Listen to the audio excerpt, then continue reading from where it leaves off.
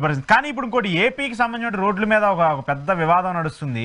అమరావతికి సంబంధించి ఏమో రోడ్లు వేస్తుంటే అది 6 లైన్ 4 లైన్ 5 లైన్ వేసేసేమో అక్కడ కిలోమీటర్కి 130 కోట్లు 140 కోట్లు ఖర్చు పెడుతున్నారు.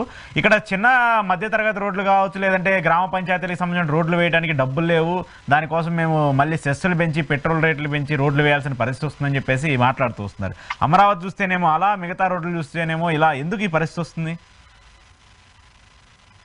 ఇంకా ప్రతిదీ అమరావతితో పోల్చుకుంటారు, దాంట్లో ఇంకా సందేహం లేదు. చంద్రబాబు గారు ఎందుకంటే పరిస్థితి బాగాలేదు అంటాడు, పరిస్థితి బాగాలేకపోతే వాడు మాత్రం అడ్డు పెడతా ఉంటారు వీళ్ళు. ఇప్పుడు అంతే, రైతులకి గిట్టుబాటు ధర లేదు, డబ్బులు లేవండి అంటాడు. ఇప్పుడు ఉదాహరణ మెడికల్ కాలేజీలు ఉన్నాయి, 5,000 కోట్ల రూపాయలు అయితే కాలేజీలన్నీ నిర్మాణం అయిపోతాయి కదా.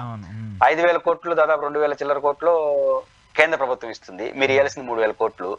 3,000 కోట్లు పెట్టి 17 మెడికల్ కాలేజీలు పూర్తి చేస్తే ఎన్ని వేల మందికి, ఎన్ని లక్షల మంది ప్రజలకు ఆరోగ్యం వస్తుంది రాష్ట్రంలో. రాష్ట్రంలో అన్ని జిల్లాలకు ఒక మెడికల్ కాలేజ్ చూడడానికి మాత్రం 3,000 కోట్లు లేదు, కానీ 1,00,000 కోట్లు పెట్టి అప్పు చేసి అమరావతిలో కడతా ఉంటారు. ఆడ అప్పు చేసేదిలో ఇంకా చేయాలి, 15,000 కోట్లు అప్పు చేయడానికి తల ప్రాణం తక్కువ వచ్చింది. కానీ ప్రజలు అట్లా పోల్చుకుంటారు. ఇక్కడ మీరు మీరు మీరు ఇప్పుడు అదే క్వశ్చన్ అడిగారు కదా, అక్కడ మాత్రం టోల్ ప్లాజాలు సెస్ వేసి వసూలు చేస్తారంట, ఇక్కడ మాత్రం 600 కోట్లు 500 కోట్లు పెడతారంట. ప్రతిదీ ఇంకా పోల్చుకుంటారు. కాబట్టి డబ్బులు లేవు కాబట్టి నేను ఇక్కడ ఏమంటారు, ఇప్పుడు రోడ్లు లేని డబ్బులు లేకుండా న్యాయమైన ప్రశ్నే కాదు. ఇప్పుడు ఉదాహరణ నేషనల్ హైవేస్ ఉన్నాయి, నేషనల్ హైవేస్ ప్రశాంతంగా విజయవాడకి మేము తిరుపతి నుంచి పోయి రావాలంటే 15,000 రూపాయలు అవుతుంది టోల్ ప్లాజాకి, అప్ అండ్ డౌన్ కార్లో పోయి రావాలంటే. ఇది డీజిల్ ఖర్చులు మా ఖర్చులు కాదు, టోల్ ప్లాజా ఖర్చు. మరి ఆడిస్తున్నాం కదా, కేంద్రానికి డబ్బులు ఉన్నాయి కదా, మనకు అటు కావాలి కదా, న్యాయమైన ప్రశ్నే. కానీ మాకు మాత్రం డబ్బులు లేవు, ఆడ మాత్రం డబ్బులు ఉన్నాయనే ప్రశ్న ప్రతిదీ పోలికి వస్తుంది. కానీ ఎందుకంటే డబ్బులు లేని ఒక రాష్ట్రంలో ఇక్కడ రోడ్లు ఏమి డబ్బులు లేవు, ఆడ రోడ్లు ఏమి డబ్బులు ఉన్నాయి, అప్పు చేసి మరీ పెడుతున్నావు కదా. ఇది రాజధానిలో రోడ్లు వీటికి అవసరం, దాన్ని ఎవరు కాదనలేడు. కానీ ప్రజలు అట్ట పోల్చుకుంటారు పెద్ద దాన్ని. అంటే ఇంకా ఆ పోలికి సమాధానం చెప్పుకోవాల్సింది ప్రభుత్వం బాధ్యత.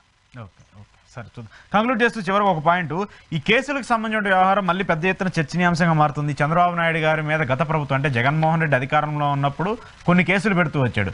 స్కిల్ డెవలప్మెంట్ కేసు కావచ్చు, Amaravati inner ring road case కావచ్చు, ఫైబర్ నెట్ కావచ్చు, లిక్కర్ కేసు కావచ్చు, ఇలా ఆయన మీద 6 డజన్ కేసులు ఉంటూ వచ్చాయి. అయితే ఆ కేసులన్నీ కూడా ఇప్పుడు నీరుగార్చే ప్రయత్నం చేస్తుందంటూ కూడా వైసీపీ ఆరోపిస్తుంది. ఇప్పటికే 2-3 కేసులు, skill development case, fibre net కేసులో ఎలాంటి ఆధారాలు లేవు, వీటిని క్యాన్సిల్ చేయండి అని చెప్పేసి కోర్టులో కూడా సిఐడి అధికారులు అఫిడవిట్ దాఖలు చేస్తున్నారు.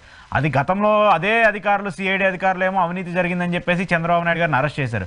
అప్పుడేమో ఒకలా, మరి ఇప్పుడేమో అసలు దీంట్లో అవినీతి జరగలేదని చెప్పేసి మరి అధికారులు చెప్తున్నారు. ఎందుకు ఇలా జరుగుతుంటే అంటే అధికారం ఉంటే కేసులు కూడా మాఫీ చేయించుకోని చెప్పేసి రుజువు అవుతుందా?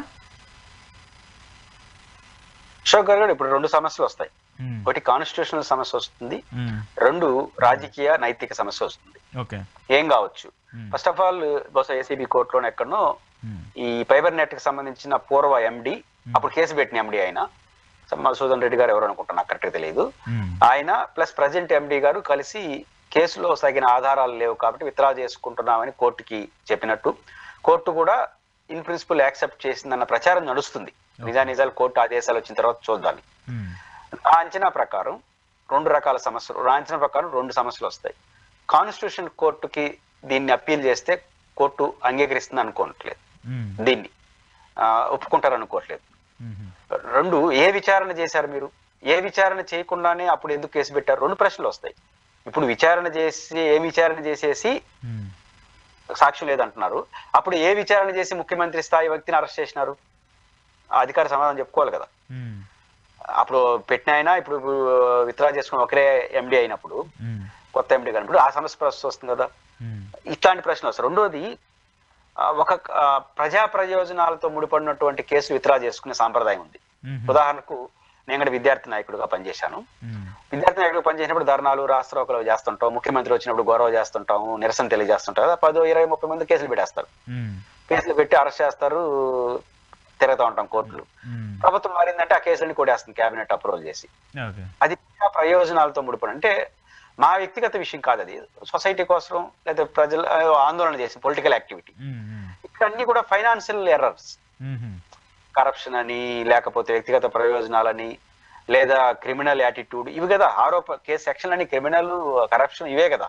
చీటింగ్, 409 ఇవన్నీ పెట్టేసినారు. అది నీ రుజువు అవుతా లేదా పక్కన పెడితే. ఇది వ్యక్తిగత ఇష్యూ. వ్యక్తిగత విషయాన్ని ఎట్లా విత్డ్రా చేసుకుంటుంది ప్రభుత్వం? ఇప్పుడు ప్రభుత్వం చేసుకోవట్లా, ఆ సంబంధిత శాఖ ఆధారాలు లేవని చెప్తోంది, విత్డ్రా చేసుకోవట్లా, ఆధారాలు లేవని చెప్తున్నాయి. ఇది ఒక సమస్య. కాబట్టి ఆ యాంగిల్లో నెగిటివ్ అయ్యే అవకాశం ఉంది. ఒకవేళ రాజకీయ నైతిక సమస్య, మీరు ఎవరైనా అడగండి అశోక్ గారు, గతంలో ప్రతిపక్ష నాయకులుగా ఉన్నప్పుడు కేసు పెట్టిన అధికారులు ఇప్పుడు ముఖ్యమంత్రి అయ్యగానే కేసు విత్డ్రా చేసుకుంటున్నారంటే కేసులో ఏమి ఉండొచ్చు, ఏమి లేకపోవచ్చు ప్రజలు చూడరు. సంథింగ్ ఈజ్ రాంగ్ అని అనుకోరా?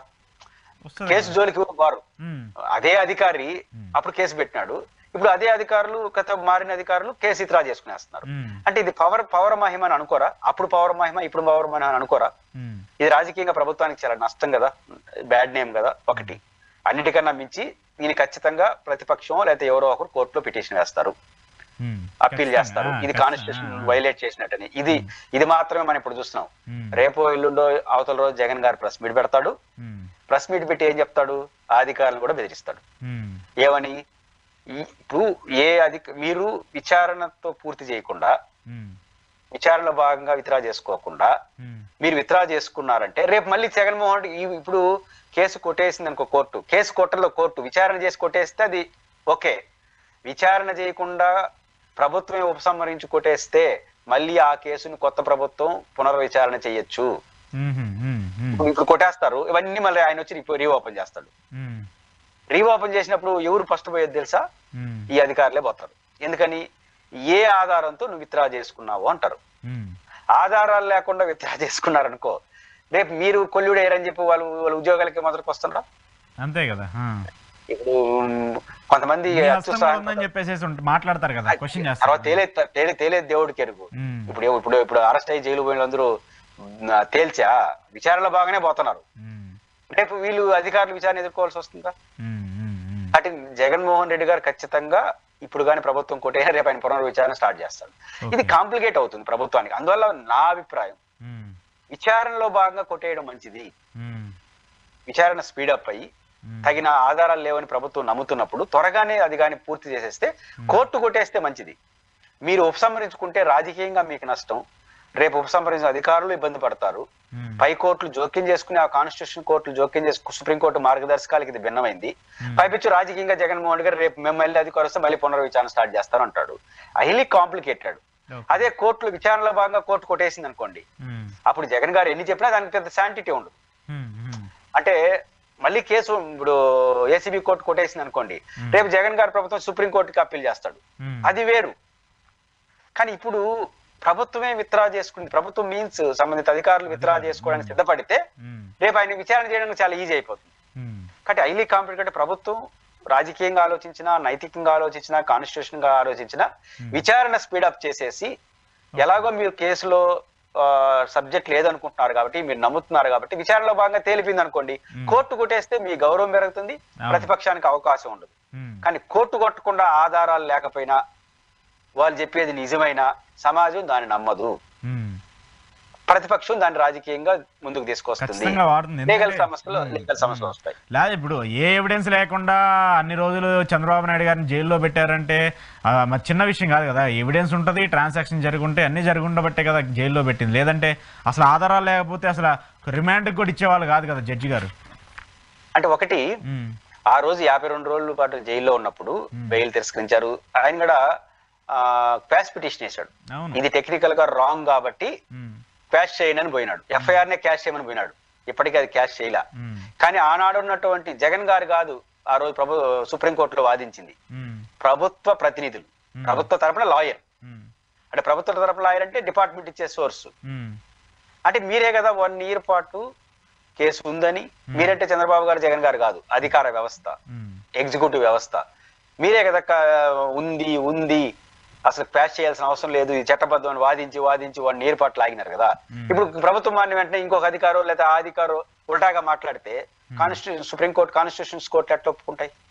సమస్యలు వస్తాయి కదా. అది సమస్య వస్తుంది ప్రభుత్వానికి. ఇది ప్రభుత్వం సీరియస్ గా ఆలోచిస్తే మంచిది.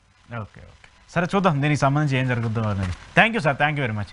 ఇది పురుషోత్తం రెడ్డి గారితో ఈరోజు ఏపీ రాజకీయాల గురించి స్పెషల్ రియాలిటీ చెక్. చూస్తూనే ఉండండి ఈహా టీవీ.